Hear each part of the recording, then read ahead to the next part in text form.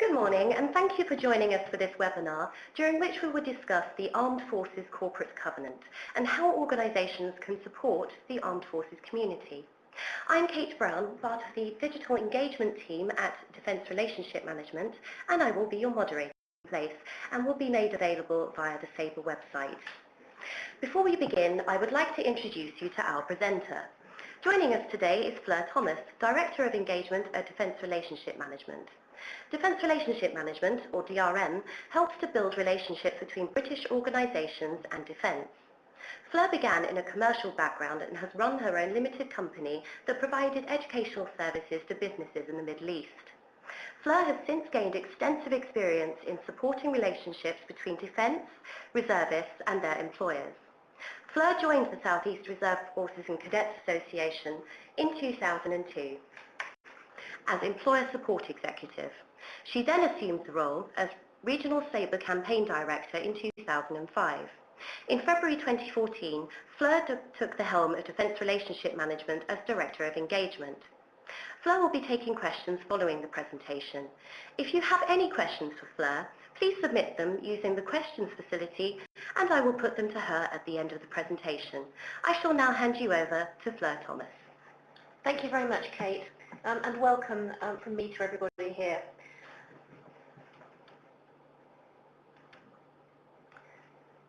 So just a quick overview to start with.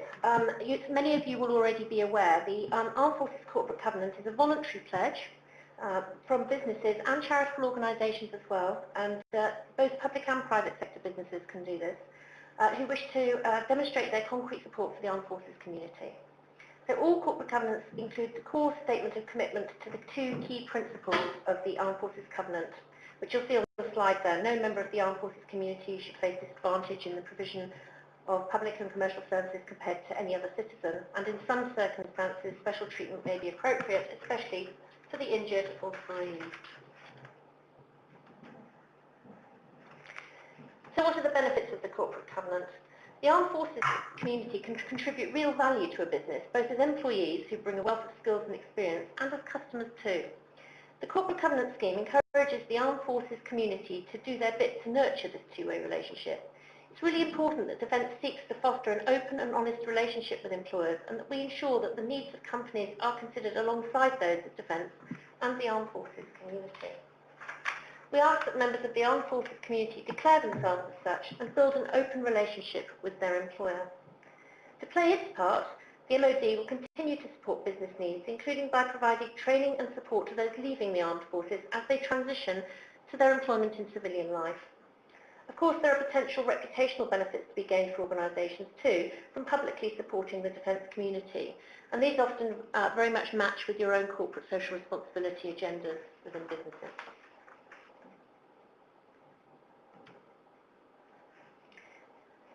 So each corporate covenant is unique to the individual organisation. The corporate covenant pledge document includes a menu, if you like, of options for you to sign up to. And this covers a wide range of activities to which employers can demonstrate their support. So such as being Armed Forces friendly, supportive of Armed Forces activities. Examples of this would be Armed Forces Day support, perhaps flying the flag, or Uniform to Work Day for reservists within the organisation. Others might be being supportive of the employment of veterans, in support of the reserves, in support of employment of spouses and partners of Armed Forces personnel, being willing to offer flexible leave for Armed Forces spouses and partners, being supportive of local cadet units, or willing to offer discounts to Armed Forces communities. This is by no means a comprehensive or restrictive list of elements which companies might include in a corporate covenant pledge, and we do work with companies and charitable organisations to help them to identify the initiatives most appropriate to their business's situation and capacity, and encourage them to add their own commitments to their pledge. What I'll do now is talk through each element of possible commitment individually, and will of course be happy to answer any questions you might wish to ask, putting those in as Kate mentioned in the Q&A facility.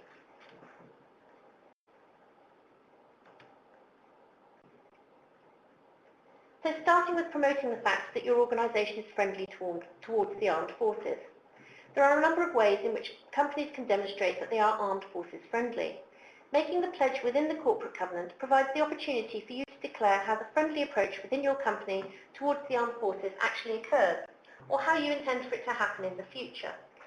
It is also an opportunity to consider how the organisation's stance towards defence personnel is communicated both internally to employees and externally. The potential benefits of demonstrating a friendly approach include reaching a wider audience. The armed forces community itself is significant, including serving personnel, veterans, reservists and their families. ICM research conducted in April this year also confirmed, via the sample audience of over 1,000 interviewees, that 86% of the population are favourable towards the UK Armed Forces. The potential recruitment benefits of appealing to these audiences as an employer speak for themselves, as well as the potential staff retention benefits employers may enjoy as a result of demonstrating this support to their employees.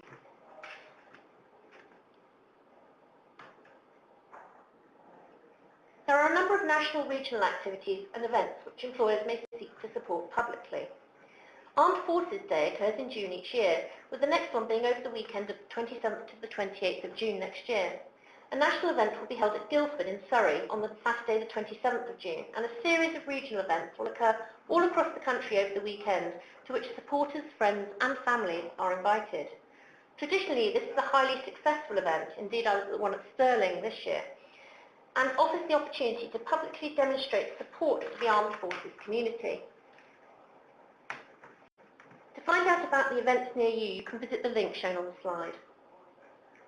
Uniform to Work Day also takes place in June and allows employers the opportunity to demonstrate their appreciation and support for reservists within their company by encouraging them to wear their military uniform to work, showing recognition for their contribution.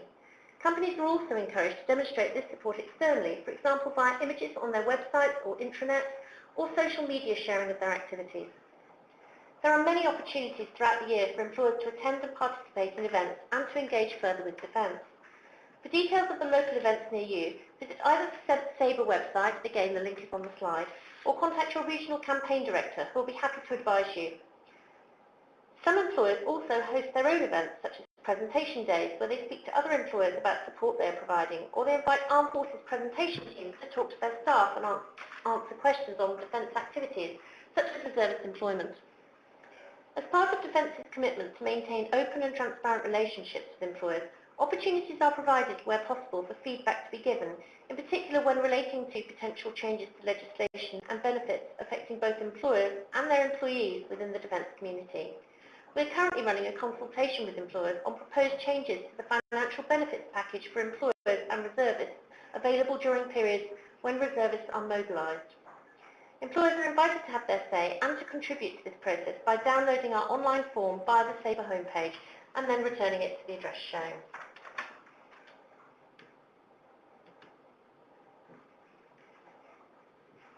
Moving on to the employment of veterans. Employers may commit to actively seek to employ former military personnel.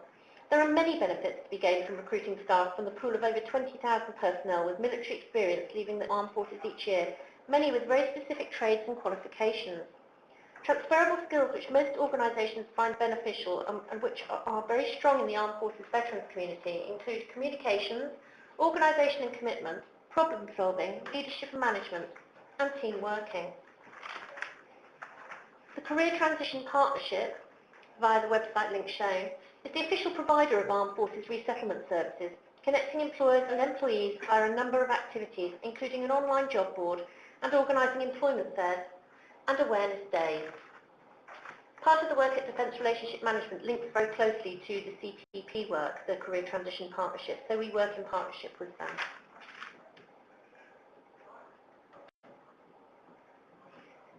Support for wounded, injured and sick. Recovery Career Services supports armed forces personnel who may be about to be medically discharged from the forces. The service works with a number of companies who are keen to provide vocational opportunities to support wounded, injured and sick personnel with offers of training, education, work placements, coaching or mentoring. Benefits for our employer partners include the opportunity to assess possible staff members for recruitment close up, to diversify their workforce and develop their attitudes and skill sets, and of course to enhance their organisational reputation and public perceptions.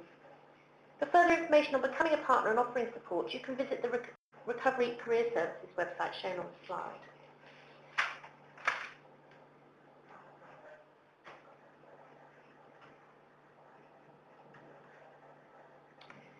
veterans, armed forces reservists offer significant transferable skills to employers, including strong decision-making, communication, leadership and team-building skills. In order to maintain and develop their skills, reservists undergo regular training every year. The related commercial value of this training has been independently assessed and endorsed by the Chartered Management Institute, finding that the average reservist military service is equivalent to around £8,000 worth of commercial civilian training. This value increases with the rank of the reservist and is as high as £18,000 for an officer. Many organisations recognise the value support provided to a reservist can provide to their organisation in the form of reputation enhancements and corporate social responsibility. There are a great variety of ways in which employers can seek to support their reservists. These include offering flexibility to enable them to attend training commitments, which in most cases comprises a number of weekends over the year, plus an annual 2-week camp. As part of a mobilisation cycle, employers may also be requested to support a reservist being. Employers can publicly demonstrate this support and find out more about reservists by attending or hosting a number of events or activities in their area. As part of Defence's commitment to open communication with reservists, a letter will be sent to each employer of reservists in December or January, in which the training programme for the next year will be confirmed as far as possible. Letters to enable employers to confirm their position towards defence.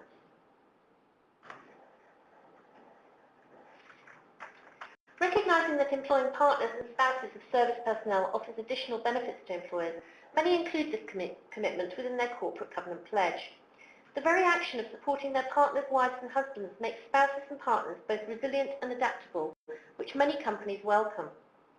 Examples of how employers might support spouses and partners once they are working in the company include offering flexibility in granting leave before, during and after a partner's deployment, offering flexible working hours to assist their partners with any occasions when training commitments are planned, or even supporting them with transition between branch locations if the spouse and the service person move location.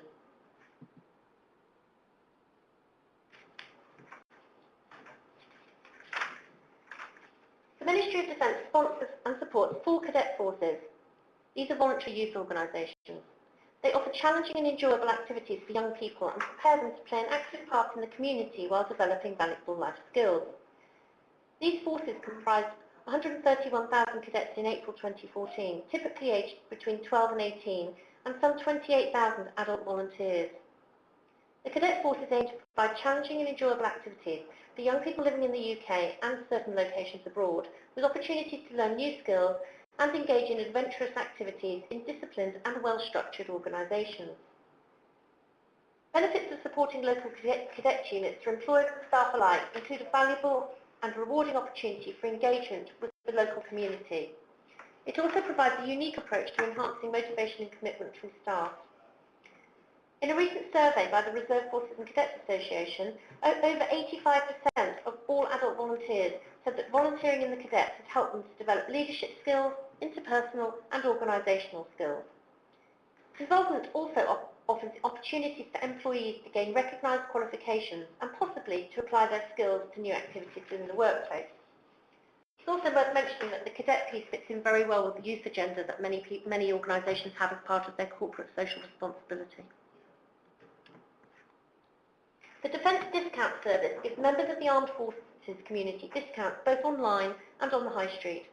The membership card is a physical card that members of the Armed Forces community can take into stores, restaurants and venues in order to obtain a discount. Companies offering discounts to the Armed Forces community through the service advertise directly on the Defence Discount Service, you'll see the link on the page, and reach an audience of more than 88,000 consumers across the country. Recent examples of discounts to the Armed Forces community include a telecoms operator offering discounted packages for mobile, landline and broadband, a rail operator offering a discount via the Armed Forces rail card, and a motoring assistance organisation offering discounts on breakdown services.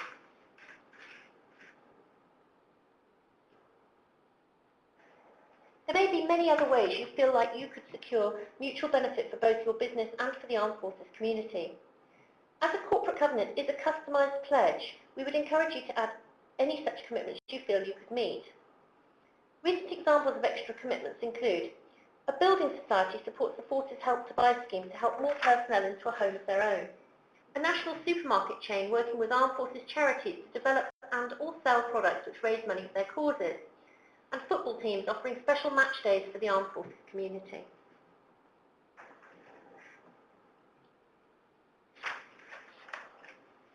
So who can sign the corporate covenant?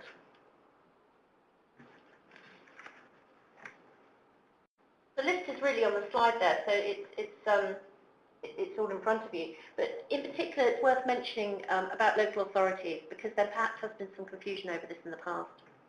There is no requirement for a local authority to sign a corporate covenant, nor should they feel obliged to. The community covenant is an all-encompassing framework for harnessing local authority support for the armed forces, covering all elements of work, including such measures as the employment of reserves or other members of the armed forces community. We do understand that some local authorities believe that signing a corporate covenant will complement their existing activities, and the MOD does support this approach. With regard to other public sector bodies, central government departments should not sign a corporate covenant. As part of the central government structure, their organisation will already have adopted positive practices in support of the Armed Forces Covenant, for example the MOD itself or the Department for Work and Pensions. Other public organisations whose work is one step removed from central government control, such as NHS trusts, police forces or fire brigades, are permitted to sign where they have specific pledges to make in support of the Armed Forces Covenant which lies within their delegated responsibilities. There is no expectation or obligation for such groups to sign a corporate covenant, but if they wish to, the MOD would support them. And of course it's worth mentioning that any business of any size can sign the corporate covenant.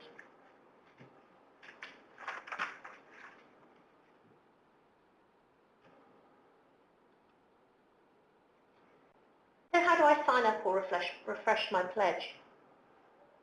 You can find more information on the Corporate Covenant website, including guidance notes which will provide you with suggestions for the way in which your organisation could meet the commitments of the Corporate Covenant. And if you would like to have further details or assistance with pledges, you can contact the Corporate Covenant team.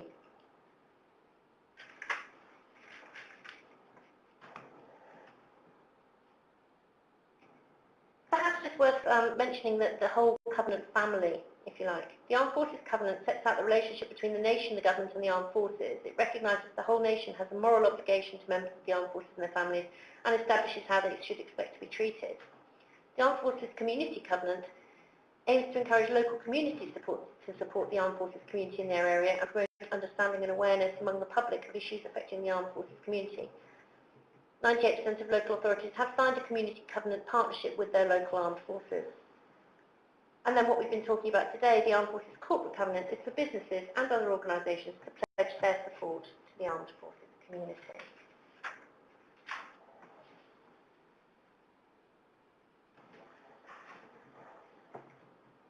And now questions and answers session. So, thank you very much, Fleur. The first question that we have actually relates to, this was before you actually went on to your slide about local authorities. So where local authorities have signed the community covenants, are they also encouraged to sign a corporate covenant? It's just worth mentioning again that there is no requirement for a local authority to sign a corporate covenant. Of course, if they believe that signing a corporate covenant will complement their existing activities, then of course we're going to support that.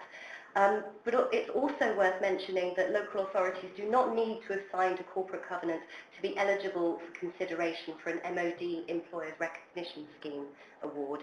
Obviously, if they signed the community covenant, that kind of overrides that.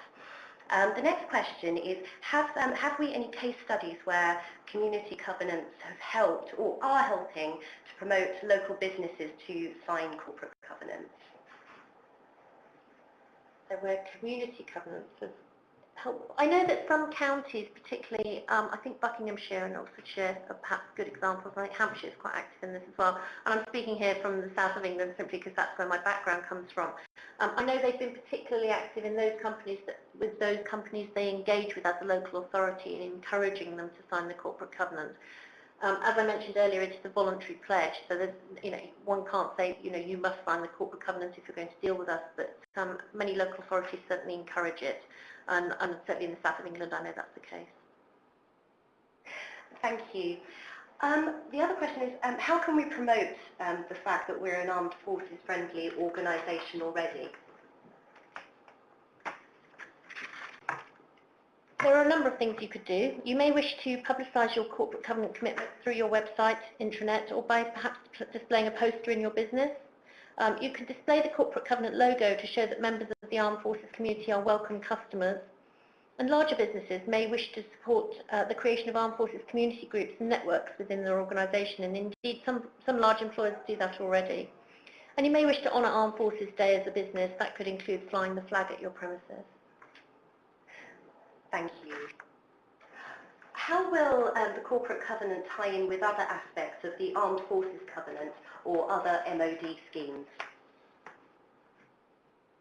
Other MOD schemes also seek to record and encourage the support of organisations for the armed forces, such as the Reservists and Employers list of supportive employers, which was held by Sabre, or local community covenants, which are often led by local government. These run alongside the corporate covenant, and you could therefore play an active part in these schemes at the same time. For example, as a result of your commitment to the corporate covenant, you may choose to join in with your local community covenant group in planning your local Armed Forces Day celebrations.